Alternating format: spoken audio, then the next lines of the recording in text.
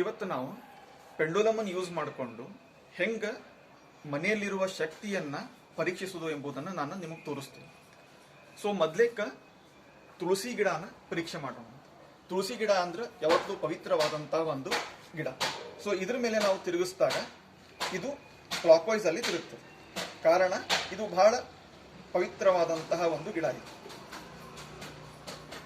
ಇದು ಈಗ ತಿರುಗ್ಲಿಕ್ತಿದ್ದು ಕ್ಲಾಕ್ ವೈಸ್ ಡೈರೆಕ್ಷನ್.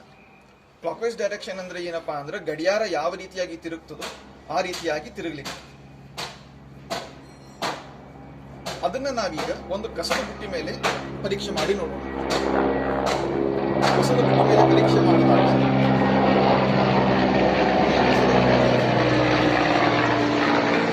ಕಸದ ಬುಟ್ಟಿ ಮೇಲೆ ಪರೀಕ್ಷೆ ಮಾಡಿದಾಗ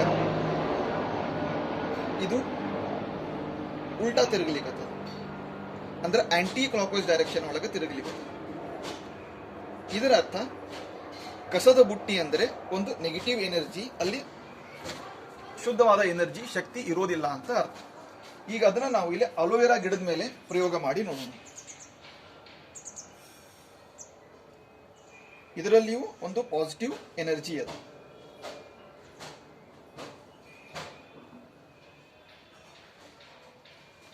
ನಾವು ಈ ರೀತಿಯಾಗಿ ಪೆಂಡುಲಮ್ ಅನ್ನು ಉಪಯೋಗಿಸಿ ಮನೆಯಲ್ಲಿರುವ ಘನಾತ್ಮಕ ಶಕ್ತಿ ಅಂದ್ರೆ ಪಾಸಿಟಿವ್ ಶಕ್ತಿ ಮತ್ತು ನೆಗೆಟಿವ್ ಶಕ್ತಿಯನ್ನು ಕಂಡುಹಿಡೋದು, ಅದನ್ನ ನೆಗೆಟಿವ್ ಇದ್ದುದನ್ನ ನಾವು ನಮ್ಮ ಮನೆಯಿಂದ ಹೊರಗೆ ಹಾಕಿದ್ವಿ ಅಂತಂದ್ರೆ ಒಂದು ಪಾಸಿಟಿವ್ ಎನರ್ಜಿ ಮನೆ ತುಂಬ ಇರಲಿಕ್ಕೆ ಸಹಾಯ ಆಗ್ತದೆ. ಧನ್ಯವಾದಗಳು.